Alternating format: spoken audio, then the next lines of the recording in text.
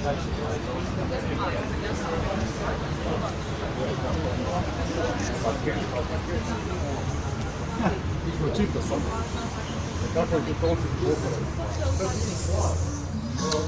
bok, bok.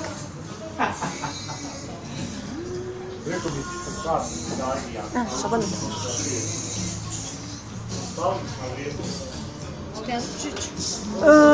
Ne, dobro je ovako. Tvrdo.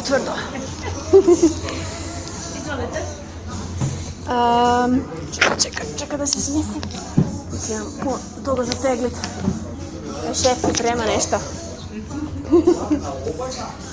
Lijepiš etikete? Da. Mislim da ću danas nešto uzeti baš. Etiopija? Samo Etiopija. Samo Etiopija. Recite šta imate danas za kušati? Peru Etiopija. Što? Peru Etiopija. Ima nešto malo onako voćno, da nije čokoladno. Više Etiopija, onak citrus. Onak kiselkasto citrusno. Onda to može, super.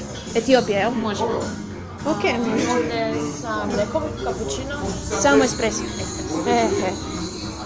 Nije građanski rat, nije. Prošao je. 100%. Nema, je.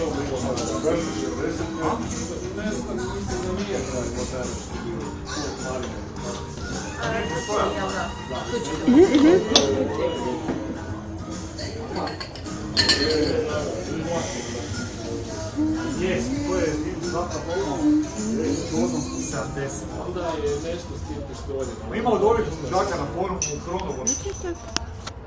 Ono, kad se događa, šta?